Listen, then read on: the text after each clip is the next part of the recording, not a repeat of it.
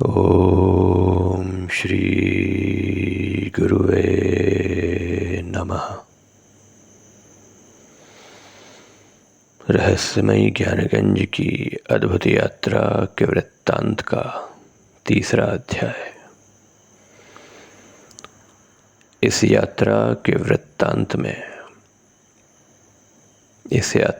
वृत्तांत के वर्णन के दौरान दूसरे अध्याय में मैंने आप सभी के समक्ष मन की शक्ति को पहचानने के लिए कुछ उदाहरण प्रस्तुत करने की चर्चा की थी।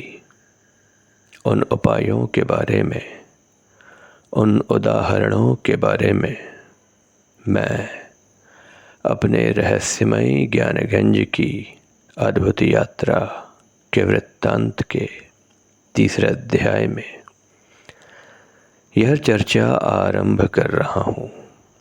मैं आपके समक्ष दो उदाहरण प्रस्तुत कर रहा हूँ, जिसके जरिए आप अपने मन की शक्ति को आसानी से पहचान पाएंगे। आप यह समझ पाएंगे कि ज्ञानगंज में प्रवेश के लिए मानसिक तरंगों का क्या महत्व है। जब आप इस तथ्य को समझ जाएंगे तो अंततः इसे स्वीकार भी कर पाएंगे कि मन की तरंगें, मन की शक्ति ज्ञानगंज में प्रवेश करने के लिए अत्यधिक सुविधापूर्ण विकल्प है। यह उदाहरण मैं आपके समक्ष प्रस्तुत कर रहा हूँ। आप अपने मानसिक तरंगों के इस उदाहरण को समझने के लिए किसी भीड़ भरे स्थान पर जाएं। कोई ऐसा स्थान जहाँ कोई आयोजन हो रहा हो, कोई कथावाचन हो रहा हो, या कोई पुराण स्थली हो, या कोई अन्य कार्यक्रम स्थल हो, लेकिन वह बाजार न हो, वह कोई मेला स्थल न हो। बाजार और मेला स्थल में लोग गतिशील अवस्था में होते हैं। गतिशील अवस्था में लोग आपकी मानसिक तरंगों के दायरे में नहीं आ पाएंगे, क्योंकि आपको उसका अभ्यास नहीं है। आपको मानसिक तरंगों के दायरे में किसी दूर खड़े व्यक्ति को लाना मेला स्थल अथवा बाजार स्थल में मुश्किल होगा। इसीलिए किसी ऐसे कार्यक्रम स्थल पर जाएं जहां भीड़ हो, लोग बैठे हों या खड़े हों। आप किसी ऐसे व्यक्ति को गौर से देखना शुरू करें जिसकी पीठ आपकी ओर हो। मन ही मन आप यह विचार करें कि वह व्यक्ति आपकी ओर पलटकर अवश्य देख ले। बड़े गौर से, बड़े ध्यान से मन लगाकर अपनी सारी शक्ति को आप इसी सोच पर एकत्रित कर दें, केंद्रित कर दें और उस व्यक्ति को देखते रहें। उस व्यक्ति पर से अपनी नज़रें बिल्कुल भी ना हटाएं और न ही अपना ध्यान भंग होने दें। कुछ ही मिनट बाद आप देखेंगे वह व्यक्ति आपकी दिशा की ओर घूमकर पलट गया, क्योंकि वह आपकी मानसिक तरंगों के दायरे में आ गया। भले ही वह ये न समझ पाए कि उसे कौन देख रहा है। लेकिन यदि आप उसके चेहरे की भाव भंगिमा को समझ पाए तो आप यह समझ लेंगे कि वह व्यक्ति यह महसूस कर पा रहा है कि उसे कोई देख रहा है। इस उदाहरण को आप स्वयं पर भी आजमा कर देख सकते हैं। किसी जाने पहचाने व्यक्ति से कहें कि वह आपको बताए बिना भीड़ के किसी कोने से आपकी ओर देखे, निरंतर देखे, पूरी शक्ति और पूरे केंद्रित नज़र से बिना ध्यान हटाए वह आपको देखता रहे। कुछ मिनटों के बाद आप यह पाएंगे कि आप कुछ विचित्र सा महसूस कर रहे हैं। आप बिना जाने यह महसूस कर पाएंगे कि आपको वह व्यक्ति भीड़ के किस कोने से देख रहा है।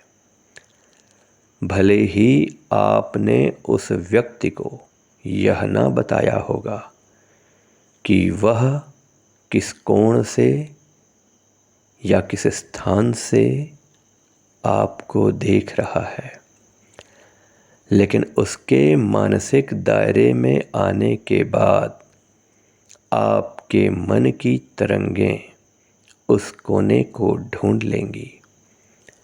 आपको लगेगा कि आपको कोई उसी ओर से देख रहा है, और वास्तव में जब आप उस व्यक्ति से दोबारा मिलकर इस बात की जानकारी लेंगे तो वह इस बात की पुष्टि कर देगा कि वह जिस ओर से आपको देख रहा था, आप उसी ओर पलटकर कुछ ढूंढ रहे थे, उसी व्यक्ति को जो आपको देख रहा था। यह है मन की शक्ति की एक जागृत उदाहरण, मानसिक तरंगों की शक्ति का उदाहरण। यह बहुत ही आसान सा उदाहरण है, लेकिन यह आसान सा उदाहरण आपको आपके मन की शक्तियों को पहचानने का एक अवसर देता है। आप उसे बहुत आसानी से बिना किसी अभ्यास के महसूस कर सकते हैं। योग साधना की शक्ति का एक अन्य उदाहरण मैं आप सभी को देना चाहूँगा, लेकिन आपको अपने मन को आराम देना होगा। हम और आप हमेशा अपने मन को चंचल रखते हैं, व्यस्त रखते हैं। आपकी मानसिक तरंगें कार्य कर सकें, आपकी मानसिक तरंगें अपनी शक्ति को आपके समक्ष प्रदर्शित कर सकें, आप अपने मानसिक तरंगों के चमत्कार को महसूस कर सकें। इसीलिए थोड़ा रुकिए, अपने मन के विचारों को रोकिए। हमेशा व्यस्त ना रहें, हमेशा किसी उलझन में ना पड़े रहें। जब आपके पास कोई कार्य नहीं होता तो आप अपने मोबाइल में या अपने किसी इलेक्ट्रॉनिक गैजेट में अपने आप को व्यस्त कर लेते हैं। तो कैसे आप अपनी मानसिक शक्ति को जागृत कर पाएंगे? जब आप स्थूल रूप में अपने भौतिक रूप को आराम देंगे, तभी आपकी मानसिक शक्तियाँ जागृत होने के लिए समय ले पाएंगी। यदि आप हमेशा व्यस्त रहेंगे, किसी कौतूहल में रहेंगे, किसी चिंता में रहेंगे, तो आपकी मानसिक शक्तियाँ आजीवन सुप्तावस्था में रहेंगी। मृत्यु पर्यंत आप अपनी मानसिक शक्तियों का आभास भी नहीं कर पाएंगे। योग साधना की शक्ति का एक अन्य उदाहरण भी मैं आपको देना चाहूँगा। यह आपकी मानसिक तरंगों की शक्ति आपके दिलो दिमाग पर इस तरह से छा जाएगी कि शायद आप कई दिनों तक मानसिक तरंग के प्रभाव से निकल ना पाएं। यह एक शारीरिक मुद्रा है, लेकिन इसके लिए आवश्यक है इस शारीरिक मुद्रा को वही आजमाएं जो डरते नहीं हैं। कमज़ोर दिल के ऐसे व्यक्ति इस उदाहरण को, इस शारीरिक मुद्रा को स्वयं पर बिल्कुल भी ना आजमाएं, अन्यथा परिणाम के लिए वे स्वयं जिम्मेदार होंगे। यह कौन सी मानसिक तरंगों को आपको आभास करा देगी? यह शारीरिक मुद्रा कौन सी है?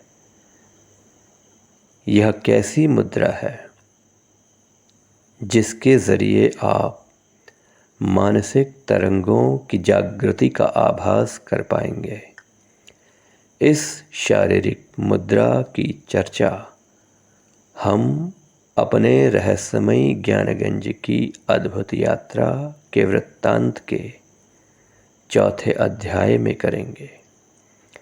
यह बहुत ही विशिष्ट शारीरिक मुद्रा है और आप सभी से मेरा ये विनम्र अनुरोध है कि इस अत्यधिक विशेष और प्रभावशाली मुद्रा के लिए आप मेरे इस चैनल को सब्सक्राइब कीजिए, शेयर कीजिए, लाइक कीजिए, बेल आइकन को प्रेस कीजिए और चतुर्थ अध्याय के लिए जारी होने वाले वीडियो का इंतज़ार कीजिए। ओम श्री गुरुवे नमः।